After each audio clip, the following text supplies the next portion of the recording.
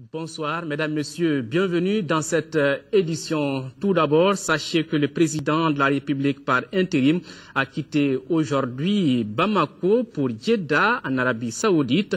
Dionkunda Traoré a été salué à son départ à l'aéroport international Bamako-Sénou par le Premier ministre, plusieurs membres du gouvernement et le corps diplomatique. Voilà, le président de la République salué ici par le Premier ministre Django Sissoko, les membres du gouvernement et le corps diplomatique. Voilà le président de la République. Je vous l'annonçais dans les titres, sauf circonstances exceptionnelles, le second tour de l'élection du président de la République est prévu le 11 août prochain. Entre-temps, le ministère de l'administration en charge des élections mettra les bouchées doubles pour corriger les anomalies constatées ça et là lors du premier tour. Abbas Famoury Traoré. Le scrutin du 28 juillet 2013 s'est déroulé à la satisfaction générale de bon nombre d'observateurs nationaux, internationaux et de nos concitoyens. Cependant, certains de nôtres n'ont pu accéder aux urnes, soit par faute de retrouver leur bureau de vote ou par défaut d'obtenir leur carte NINA. Comment le département aborde-t-il ces correctifs exigés? Au lendemain justement du premier tour, le retrait des cartes NINA commence et va se poursuivre jusqu'à la veille du second tour, c'est-à-dire jusqu'au 10 août. Maintenant, ce retrait va se faire au niveau de Bamako auprès du gouverneur du district. Au niveau des cercles, ça va se faire auprès des sous-préfets. Et dans les juridictions de l'étranger, ça se fera au niveau des ambassadeurs et des consuls. Et pour certains électeurs qui avaient leur carte NINA, mais qui avaient eu des difficultés à retrouver leur bureau de vote. Nous rappelons à ces électeurs que les dispositifs mis en place par la DGE restent toujours valables, c'est-à-dire à travers le SMS, à travers également Internet, et sans oublier que de toute façon, ils peuvent toujours se déplacer au niveau des mairies pour avoir les informations nécessaires sur leur bureau de vote. Au sujet des bulletins nuls enregistrés lors du premier tour du dimanche passé, l'encre utilisée serait mise en cause en partie. Nous savons grosso modo quelques raisons qui expliquent cela, et notamment il ressort qu'au niveau de certains bureaux de vote, les électeurs ont utilisé l'encre indélébile à la place de l'encre rigide. Or, bon, ces deux encres n'étant pas de même nature, naturellement, ce qui a conduit effectivement à annuler, parce que dans la mesure où on ne pouvait pas savoir celui pour qui on a voté. Donc, nous sommes en train de voir comment, effectivement, résoudre cette question-là. La Cour constitutionnelle, depuis vendredi dernier, examine la moralité du vote du dimanche passé et statue sur les éventuelles plaintes. Est-ce à dire que le deuxième tour, c'est dimanche 11 août 2013? Oh, naturellement, cette question ne se pose même pas de notre point de vue. Nous l'avons toujours dit, nous sommes dans les préparatifs du deuxième tour. Et franchement, nous sommes très loin de cette question de report. Et d'ailleurs, même si on le voulait, la Constitution ne permet aucune possibilité de report du second tour d'un scrutin présidentiel. Il suffit de se reporter à l'article 33 de notre loi fondamentale. L'article 33 de notre loi fondamentale, par rapport à son dispositif relatif justement à la question du n'envisage aucunement le report. Ce que la Constitution dit, c'est que entre les deux tours, si jamais il y avait un cas de décès ou d'empêchement d'un candidat, des deux candidats qui participent à ce second tour, il y a la reprise de l'ensemble des opérations électorales. Ça veut dire quoi? Ça veut dire que, d'après le texte de la Constitution du Mali, il n'est envisagé dans ce cas aucun report. Donc pour nous, le report, c'est vraiment une vue de l'esprit en ce qui nous concerne, parce que simplement c'est anticonstitutionnel. Alors que la fête soit républicaine. Activité politique, le candidat de l'ADEMA PASJ, Draman Dambélé, appelle à voter Ibrahim Boubacar Keïta lors du deuxième tour de l'élection présidentielle. C'était lors d'une conférence de presse qu'il a animée aujourd'hui. Draman Dambélé justifie les raisons de son option. Nous l'écoutons au micro de Moïse Traoré. Conscient de l'appartenance de l'ADEMA, Parti africain pour la solidarité et la justice, et du Rassemblement pour le Mali RPM, à la même famille politique, celle de l'international socialiste, je lance un appel solennel à tous les militants de l'ADEMA, à tous mes compatriotes qui m'ont cru, à toutes les associations qui ont voté pour moi de reporter leur voix sur le candidat Ibrahim Boubacar Keïta au second tour de l'élection présidentielle. Le porte-flambeau de l'ADEMA, en sa qualité d'ancien candidat, se dit détenteur d'un agenda républicain. Je ne me dis pas que j'ai été fouillé. Aujourd'hui, de façon interne, ce débat aura lieu, mais j'ai été trahi. J'ai été trahi. Ce qu'ils ont mis dans la plateforme au niveau du FDR, ils n'ont pas investi dans les partis. Donc ce débat interne, on va le faire. La refondation du parti est en marche. Au sein même de la plateforme, à l'interne, il y a un candidat qui avait déjà négocié avec d'autres candidats. Pourquoi il ne négocie pas avec moi? Ce n'est pas avec mon parti qui doit négocier. Dramane Dembélé soutient avoir échangé avec les deux candidats au second tour, Soumaïla Cissé et Ibrahim Boubacar Keïta. Il n'y a pas eu de marchandage. Selon Dramane Dembélé, l'option IBK est celle de la stabilité. L'Alliance pour la République soutient le candidat Ibrahim Boubacar Keïta au deuxième tour de l'élection présidentielle. C'est le président de l'Alliance qui l'a annoncé. Oumar Ibrahim Touré est au micro de Mamourou Sidibé. Cette conférence de presse que nous venons d'organiser, c'est d'abord pour remercier le peuple malien qui a pu réussir le 28 juillet, mais également remercier l'ensemble des militantes et militants de l'APR qui nous ont fait confiance et qui ont voté pour nous, ce qui nous a permis d'avoir un résultat très honorable en tenant compte de l'âge de notre parti, un parti qui a tout juste 2 mois et qui a pu se présenter à l'élection présidentielle et qui a pu également bien se classer. Et pour apprécier les résultats que nous avons obtenus, parce que nous avons obtenu des résultats qui nous permettent aujourd'hui de dire que notre jeune formation politique est installée sur l'ensemble du territoire national. Parce que dans tous les cercles de la République du Mali, des hommes et des femmes nous ont fait confiance. C'est pour nous non seulement d'apprécier tout cela et de féliciter et le peuple malien, de remercier le peuple malien et de remercier les militantes et militantes. Après analyse de l'ensemble des résultats, notre parti d'Alliance pour la République a décidé de soutenir Ibrahim Boubacar Keïta pour le second tour de l'élection présidentielle qui se tiendra le 11 août 2013. Parce que nous partageons beaucoup de valeurs et beaucoup d'idéaux avec lui. Nous avons un combat commun que nous avons eu à mener depuis plusieurs années. Justement, par rapport au deuxième tour de l'élection présidentielle, Choguel Kokala Maïga du MPR, Mamadou Sangaré, Blaise CDS Mogotigia, le parti Rassemblement Travailliste pour le Développement RDT et le parti Union pour la Démocratie et l'Alternance UDA apportent leur soutien total à la candidature de Ibrahim Boubacar Keïta et invitent leurs militants à concrétiser ce soutien pour un vote massif en faveur de IBK. Le candidat des forces alternatives pour le renouveau et l'émergence phare était cet après-midi face à ses militants. Modibo Sidibé a salué au cours de cette rencontre les associations, les clubs de soutien, les militants des phares pour leur engagement lors des différentes étapes du scrutin présidentiel du dimanche dernier. Modibo Sidibé, qui a signalé les insuffisances dans l'organisation des opérations de vote, appelle désormais ses sympathisants à l'union et à la solidarité pour soutenir son projet de société Mali Horizon 2030. Adama Kodjo. C'est un Modibo Sidibé visiblement très confiant et satisfait des résultats enregistrés lors du premier tour de l'élection présidentielle au Mali, qui a pris parole sous les acclamations de ses partisans. Arrivé en 4e position avec 4,87% des suffrages exprimés, le candidat des forces alternatives pour le renouveau et l'émergence phare salue le courage et l'abnégation de tous ceux qui l'ont soutenu. Il nous faut garder le cap.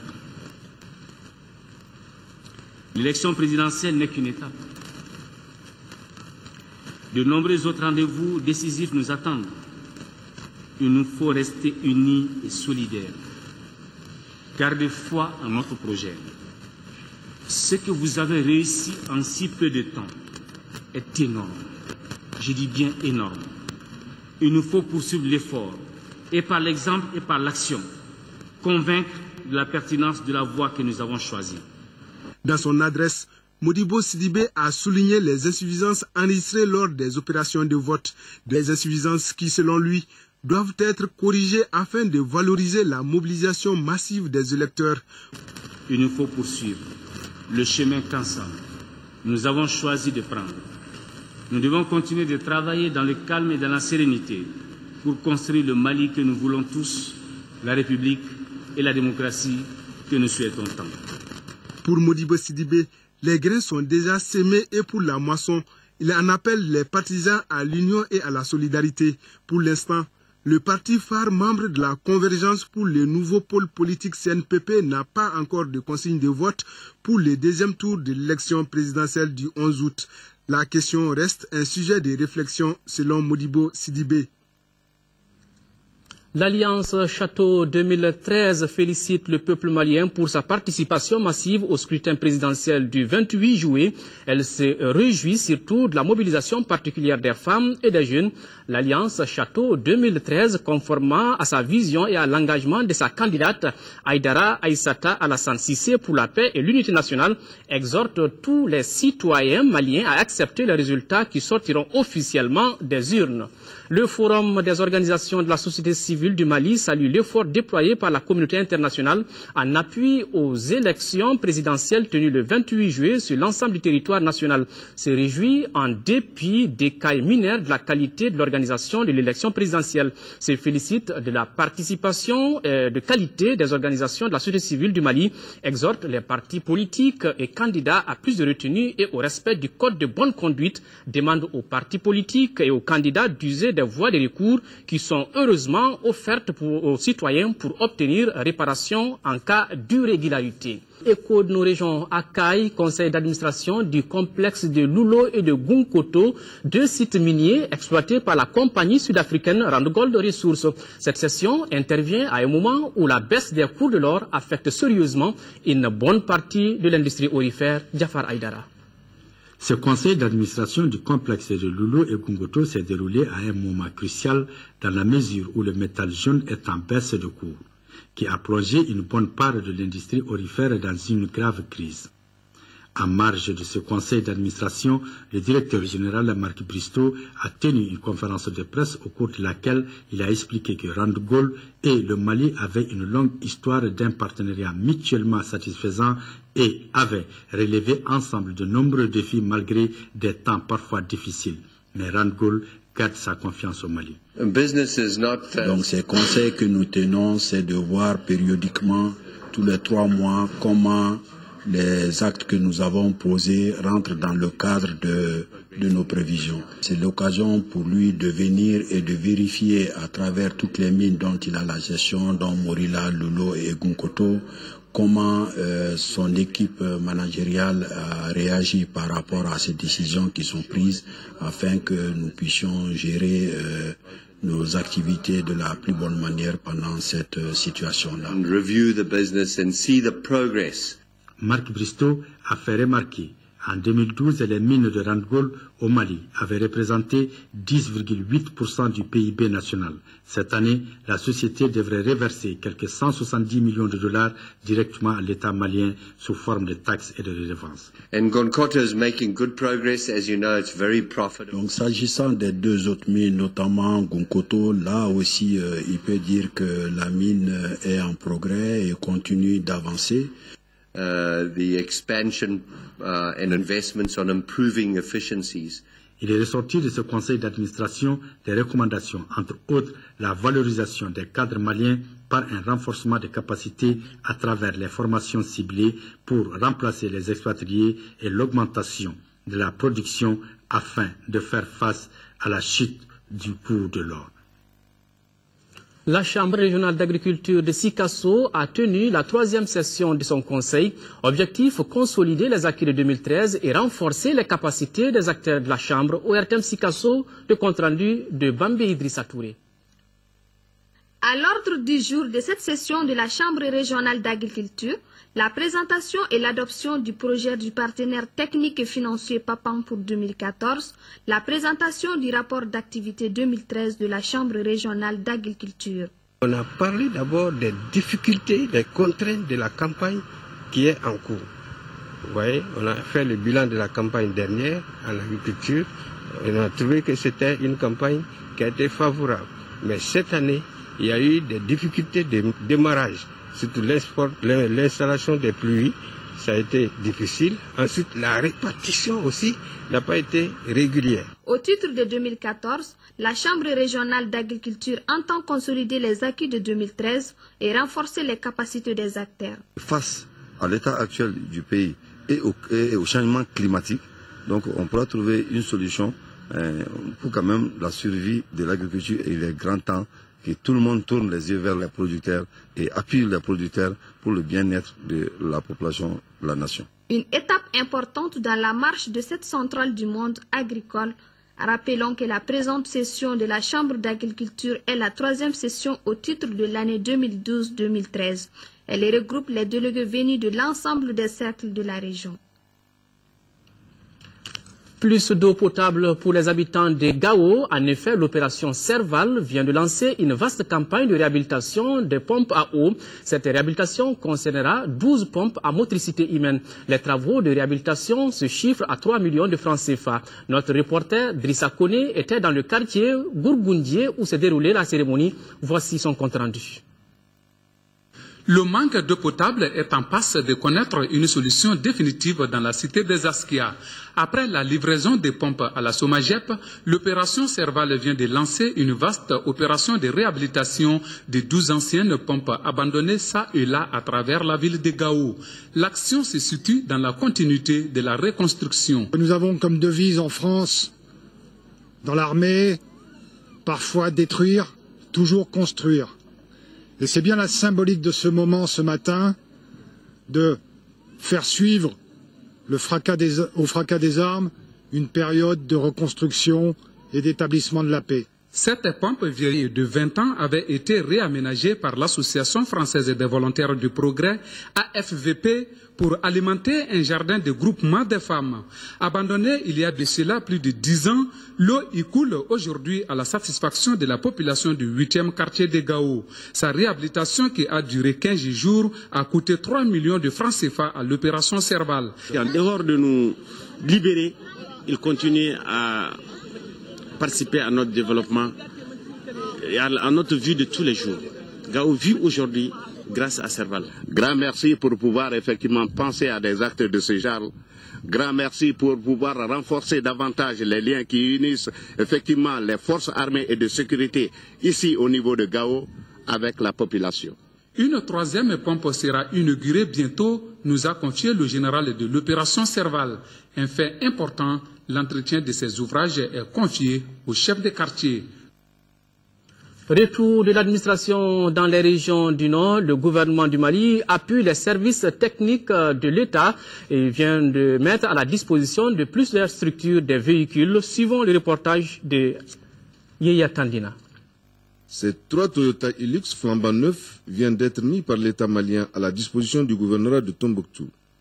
Ces engins remis aux membres du cabinet du gouverneur permettront à ces derniers d'améliorer leurs conditions de travail.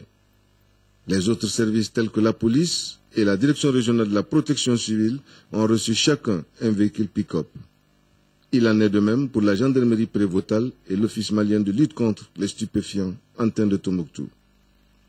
Pour les bénéficiaires, cette dotation permettra de renforcer la capacité opérationnelle des différentes structures sur place. On vient d'avoir 2 véhicules flambant neufs. Cela vraiment renforce nos capacités d'opération. Et il est bon quand même de remercier aujourd'hui les autorités qui ont mis ces véhicules à la disposition vraiment du commandant de compagnie et du chef de la cellule des stupéfiants. Avec ces nouvelles mesures, les autorités s'engagent à accompagner les services techniques afin que le retour de l'administration soit effectif. Clôture hier après-midi à Sirakoro, Dunfing, en commune 3 du district de Bamako, de la première édition de l'opération Les Cantines du Cœur. L'initiative vise à soulager les déplacés et autres personnes vulnérables en ce mois béni de Ramadan, compte rendu à Dibou Koulibaly.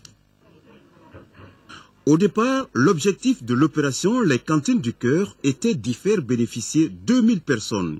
Selon les initiateurs, ce chiffre est atteint, car 7000 personnes ont été servies. C'est un projet qui a été initié par Malamine Koné. C'est pour venir en aide aux gens qui sont dans la nécessité pour couper le jeûne.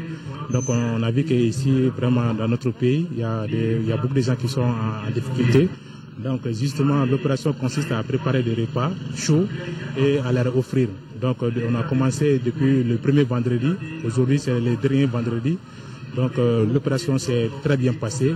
Un geste de solidarité hautement apprécié par les bénéficiaires. Lorsque nous étions à la mosquée ici, on nous a informé comme quoi on a fait un don. Donc tous les musulmans sont appelés ici pour venir pour la coupure du joint ici. Quand même tout le monde est content. Comme vous voyez la masse, les gens sont sortis massivement. L'opération Les Cantines du Cœur a coûté plus de 14 millions de francs CFA. Un financement acquis grâce à la donation du président d'honneur de l'Alliance pour la paix et la solidarité, Malamine Koné.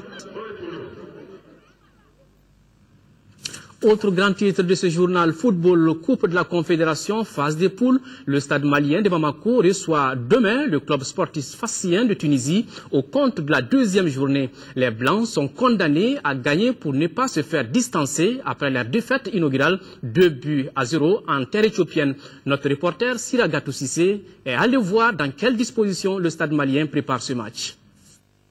Depuis son match raté à Addis Abeba contre Saint-Georges d'Éthiopie, en ouverture de cette phase de poule Coupe de la Confédération, le stade malien de Bamako sait désormais qu'une nouvelle contre-performance constituerait un véritable handicap pour la suite des opérations. C'est avec beaucoup de regrets que les Blancs sont retournés au Bercail. La défaite lors du premier match en Éthiopie nous met un peu la pression, un peu plus, parce qu'on se retrouve dans l'obligation de faire un très bon résultat, donc de gagner ce match-là, pour se remettre dans la course aux deux premières places.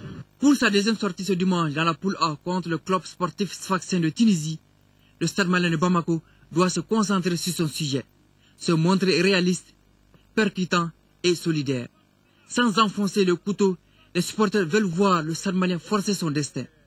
Les joueurs et l'encadrement, vexés par le faux pas en terre éthiopienne, ont promis un sursaut d'orgueil à domicile. Je dirais que ça ne sera pas un match facile, parce que vu qu'on a déjà fait une défaite à l'extérieur, donc je pense qu'on va venir avec nos armes pour pouvoir gagner ce match. Le triste parcours concédé en 2012 dans cette compétition est resté au travers de la gorge.